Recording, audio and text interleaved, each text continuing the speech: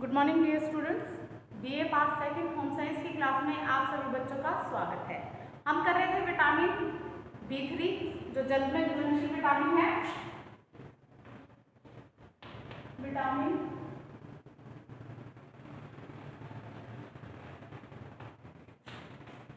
B3 जिसे क्या कहते हैं, नियासिन कहा जाता है। इसका दूसरा नाम आपको बताया था नियासिन। इसके बारे में कल बताया कि नियासिन क्या है और इसके जो विशेषताएं हैं, विशेषताओं के बाद कार्यों पर चर्चा की। आज की क्लास में हम इसकी कमी के प्रभाव पर बात करेंगे कि नियासिन की कमी अगर शरीर में हो जाती है तो उसके क्या प्रभाव देखने को मिलते हैं। नियासिन की कमी शरीर में हो जाती है तो ये प्लेग्रा नामक बीमारी इसमें हो जाती है। प्लेग्रा नामक रोग इसमें हो जाता है। प्लेग्रा को 3D रोग कहा जाता है। इसको 3D रोग कहा जाता है।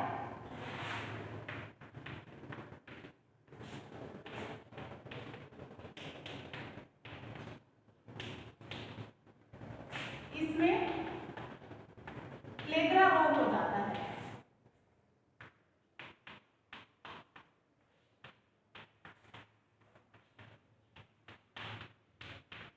अब इसमें 3D रोग क्यों कहा जाता है? क्योंकि इस जिनका प्रथम अक्षर D होता है, इसमें 3 लक्षण पाए जाते हैं। इसमें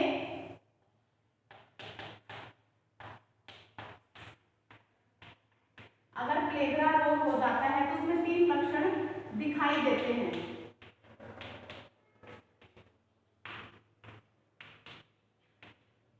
जिनका पहला अक्षर क्या है? जिनका फर्स्ट लेटर है, पहला अक्षर D है। जिसका पहला अक्षर क्या है? D है, इसीलिए इसे क्या कहा जाता है? 3D रोग कहा जाता है। अब क्या कहा जाता है, देखिए इसको 3D रोग क्या कहा जाता है? इसको अतिसार, अतिसार होता है। दूसरा त्वचा का रोग होता है, त्वचा का रोग कहे या चर्म रोग। और तीसरा जो रोग है वो है पागलपन, पागलपन हो जाता है। अब अतिसार को इंग्लिश में क्या कहते हैं? डायरिया कहते हैं। डायरिया। चर्म रोग को क्या कहते हैं? डर्मेटाइटिस कहते हैं।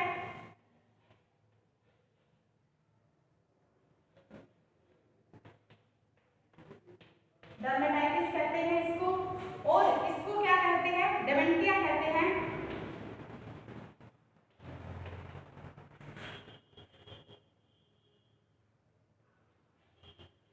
डेमेंटिया इसको कहा जाता है।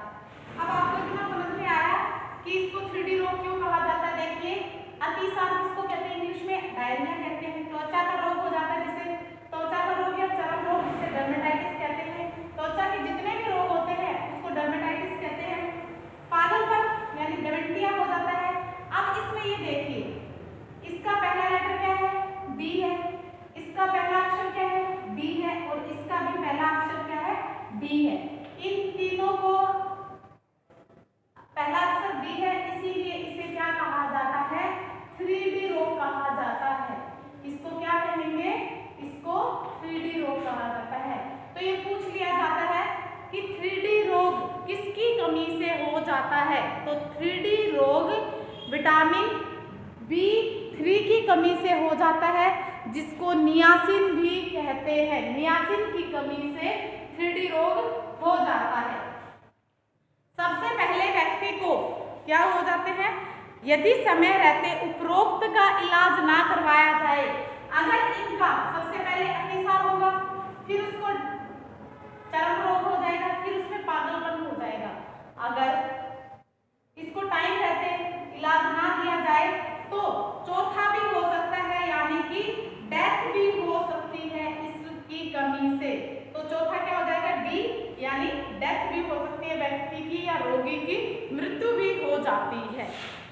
नियासिन से सर्वप्रथम थकान होती है, सिर दर्द होता है इसके अंदर, सिर दर्द के बाद इसमें पीठ दर्द, कमर दर्द, वजन में कमी आ जाती है, भूख में कमी, चंचलता आदि लक्षण है इसमें दिखाई देने लग जाते हैं। फिर अतिसार होने लगता है और फिर त्वचा के रोग हो जाते हैं और अंत में पागलपन के लक्षण दिखाई देते हैं। साथ ही होठों के जो किनारे होते हैं उनके ऊपर घाव होने लग जाते हैं, होठ छिल जाते हैं, जीभ पर दाने निकल जाते हैं, जीभ अपना स्वाभाविक रंग खो देती है और गहरी लाल हो जाती है।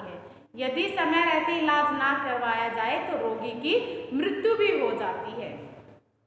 सबसे पहले जो प्लेगरा में 3D रोग है उनके लक्षण निम्न प्रकार से दिखाई देते हैं। जैसे कि सबसे पहले अतिसार। अतिसार किसको कहते हैं? पाचन संस्थान में जब विकार उत्पन्न हो जाता है, विकार उत्पन्न होता है, पाचन अंगों में गड़बड़ियां उत्पन्न हो जाती हैं, होठ फट जाते हैं, होठों की जो श्लेष्मिक झिल्ली है वो क्षीण होकर नष्ट होने लग जाती हैं, जिसके कारण मुंह पूरी तरह से नहीं खुल पाता है, होठों के किनारे फट जाते हैं और अगर जबरदस्ती उसको खोला जाए तो क्या है उसमें से खून निकलने लग जाते हैं और जबरदस्ती खोलना व्यक्ति के लिए या रोगी के लिए कष्टदायक हो जाता है। जीभ पर छाले पड़ जाते हैं, जीभ का स्वाभाविक कलर है वो चेंज हो जाता है। आपको पीछे भी बताया था कि विटामिन B2 की कमी से बताया कि उसके ऊपर क्या आ जाते हैं, चिलोसिस हो जाता है। उसमें काफ़ी सारे लक्षण आपको बताए थे कौन कौन सी बीमारियां लग जाती है। जीभ पर गहरी गहरी दरारें पड़ जाती हैं जिससे भोजन खाने, चबाने एवं निगलने में उसको दिक्कत होने लग जाती है। ठीक प्रकार से भोजन न कर पाने के कारण कमजोरी आ जाती है, थकान, चक्कर आना, जी घबराना आदि लक्षण दिखाई देने लग जाते हैं। कभी कभी तो उसको उल्टी भी हो जाती है। अगर उसका डाइजेस्टिव सिस्टम खराब हो जाए, पाचन तंत्र खराब हो जाए तो उसमें ये सारी गड़बड़ियाँ उत्पन्न हो जाती हैं। पेट में दर्द होने लग जाता है। अमाशय में जो हमारा स्टमक है, अमाशय में हाइड्रोक्लोरिक अम्ल की कमी से पाचन क्रिया ठीक प्रकार से संपन्न नहीं हो पाती। दिन में 7-8 बार दस्त होने लग जाते हैं और मल के साथ रक्त एवं श्लेष्मा भी आने लग जाता है। दूसरा जो रोग है, अतिसार के बाद जो दूसरा लक्षण दिखाई देने लग जाता है वो है त्वचा का रोग। विटामिन के अभाव में त्वचा का रोग यानी कि चर्म रोग हो जाता है। शरीर के वे भाग जो खुले रहते हैं, जिनका सीधा संपर्क सूर्य के प्रकाश से होता है, अधिक प्रभावित होता है। जैसे हाथ, पैर, मुंह, हथेलियाँ, गाल, गर्दन, कोहनी, जांघ, घुटने इत्यादि हैं। ये अगर खुले रहते हैं, सीधे सूर्य के संपर्क में आते हैं तो इनके ऊपर लक्षण दिखाई देने लग जाते हैं। त्वचा का रोग शरीर के दोनों भागों पर समान रूप से होता है। उस जगह की त्वचा है वो लाल हो जाती है, वहाँ सूजन एवं तनाव उत्पन्न हो जाता है। फिर उन स्थानों पर खुजली एवं जलन होने लगती है। त्वचा का स्वाभाविक रंग बदलकर गहरा लाल हो जाता है तथा उस पर पपड़ी जमने लगती है। त्वचा की कोमलता एवं मुलायमता नष्ट हो जाती है। ये अधिक कठोर, खुरदरी एवं झुर्रीदार दिखाई देने लग जाती है। इन पर घाव हो जाते हैं। त्वचा देखने में भद्दी, रूखी सूखी दिखाई देने लग जाती है, बेजान सी त्वचा हो जाती है। फिर इसके अगला जो लक्षण है, पहले अतिसार हो गया, फिर उसके बाद त्वचा के रोग हो गए, फिर उसका पागलपन आ जाता है, मानसिक विक्षिप्तता प्लेगरा रोग का सबसे गंभीर लक्षण होता है। यदि प्लेगरा रोग गंभीर रूप धारण कर लेता है तो पागलपन जैसे लक्षण उसमें दिखाई देने लग जाते हैं। इस कंडीशन में जो नाड़ी संस्थान होता है यानी कि जो नर्वस सिस्टम होता है उसमें विकार उत्पन्न हो जाते हैं, उसमें विकृतियाँ उत्पन्न हो जाती है, जिसके कारण इसमें कई प्रकार के लक्षण दिखाई देते हैं। जैसे हमेशा तनाव में रहता है, जो उसकी याददाश्त है, उसकी स्मृति शक्ति है वो खत्म होने लग जाती है, चिड़चिड़ापन आने लग जाता है और वह आपस में बातें करने, अपने आप में ही स्वयं से ही बातें करने लग जाता है, आत्महत्या की प्रबल इच्छा प्रकट करता है, बेहोशी के दौरे आने लग जाते हैं, अनैच्छिक मलमूत्र का विसर्जन होने लग जाता है यानी कि उसके मलमूत्र के ऊपर उसका कंट्रोल नहीं होता है। तो इस प्रकार के लक्षण है इसे दिखाई देते हैं। इसके अतिरिक्त और भी लक्षण हैं जो उत्पन्न हो जाते हैं, जैसे कि नींद न आना, एकाग्रता का अभाव, निरुत्साह, सिर दर्द रहता है, भुलक्कड़पन आदि उसमें लक्षण दिखाई देने लग जाते हैं। व्यक्ति पागलों की तरह व्यवहार करने लग जाता है। नाड़ी कोशिकाएं धीरे धीरे गलकर नष्ट हो जाती है।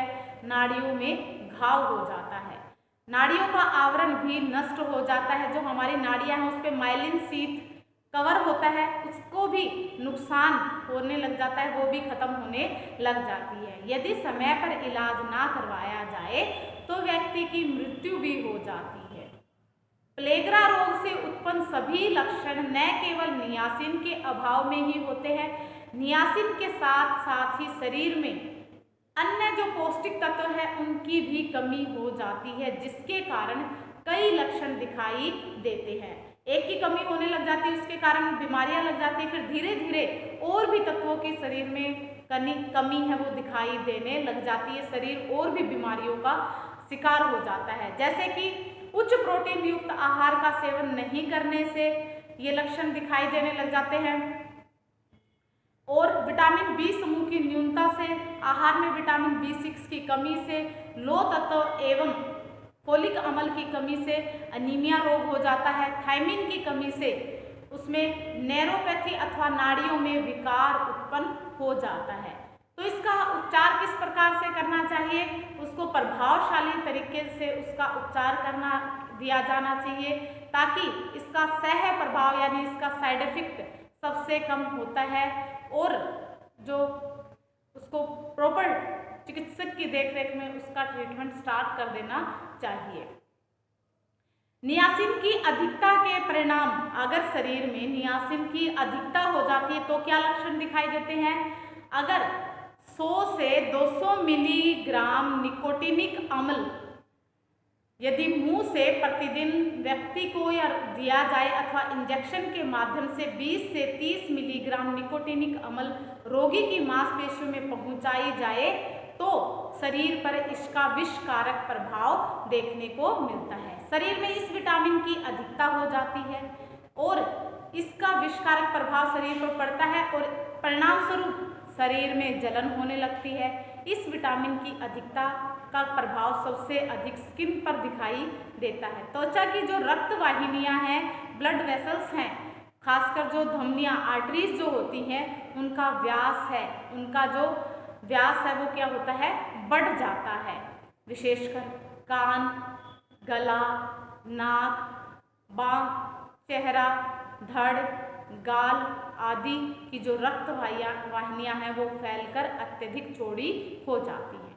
वहाँ की त्वचा लाल हो जाती है, इनमें खुजली मचने लग जाती है। अत्यधिक खुजलाने के पश्चात तीव्र जलन का अनुभव होता है। ये थे इसकी अधिकता के प्रभाव, यानी नियासिन की जब अधिकता हो जाती है तो स्किन के ऊपर इसका प्रभाव दिखाई देता है। अब इसके प्राप्ति के साधन हैं।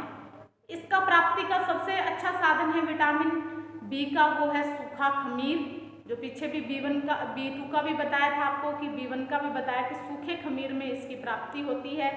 फिर लीवर से, मछली, मूंगफली से, चावल की भूसी जो होती है आदि नियासिन के उत्कृष्ट साधन है। शुष्क खमीर में यह विटामिन सर्वाधिक पाया जाता है। जो सूखा खमीर होता है उसके अंदर सर्वाधिक विटामिन पाया जाता है। साबुत अनाज जो छिलके युक्त दाल है, मांस, मछली में पर्याप्त मात्रा में उपस्थित नियासिन रहता है। पिसे हुए अनाज, मिल का कुटा आटा, जड़ एवं कंद वाली सब्जियां तथा फलों में भी यह अल्प मात्रा में मौजूद रहता है। तो इस प्रकार से जो इसकी प्राप्ति है सर्वाधिक किससे होती है? सूखे खमीर को अगर खाते हैं, सूखे खमीर से इसकी प्राप्ति हो जाती है। अब इसकी प्रतिदिन की मांग कितनी है? अगर नियासिन की दैनिक मांग की बात की जाए तो इसकी दैनिक मांग है, वयस्क पुरुष है, वयस्क पुरुष साधारण परिश्रम करने वाला है,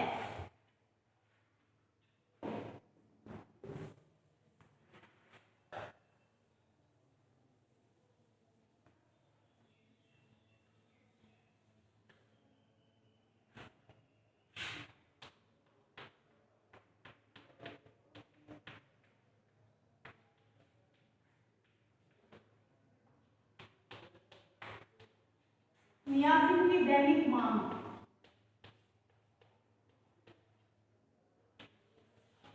दैनिक मांग है इसमें जैसे कि वयस्क पुरुष है,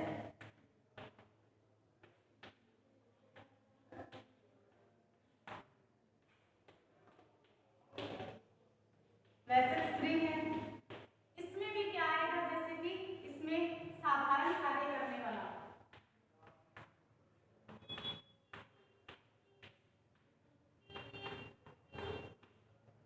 और साधारण कार्य करने वाला, मध्यम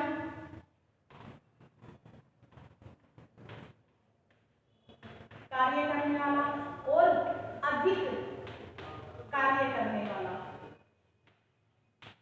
ये तीन कैटेगरी इसमें हो गई। ऐसे ही स्त्रियों की बन जाएगी साधारण कार्य करने वाली। आपका जब ये तो थ्योरी है, लेकिन प्रैक्टिकल में जब आपको करवाएंगे तो ऐसे ही आपको डाइट प्लान करनी है कि आपको बताया जाएगा कि कोई रोगी है और उस रोगी को नियासिन की कमी है, उसके शरीर में नियासिन की कमी है, तो प्रतिदिन एक साधारण कार्य करने वाला व्यक्ति है, उसके शरीर में नियासिन की कमी है, तो प्रतिदिन उसके आहार में कितना नियासिन देना है, और वो नियासिन आपको किस प्रकार से देना है, कौन सा आहार देना है जिससे उसकी नियासिन की पूर्ति हो जाए। तो अगर हम डाइट प्लान करेंगे तो उसके आहार में जिस पोषक तत्वों में, जिस पदार्थों में, भोज्य पदार्थों में नियासिन होगा वो उसको खाने के लिए देंगे और उसकी रिक्वायरमेंट है वो पूरी की जाएगी। साधारण कार्य हो गया, मध्यम कार्य और अधिक कार्य।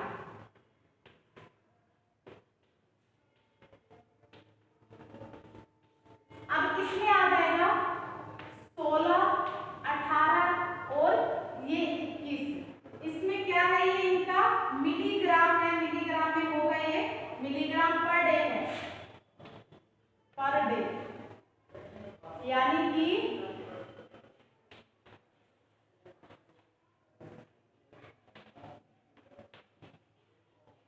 एक वयस्क पुरुष है, साधारण कार्य करने वाला है, उसको प्रतिदिन आहार में 16 मिलीग्राम पर डे नियासिन देना होगा।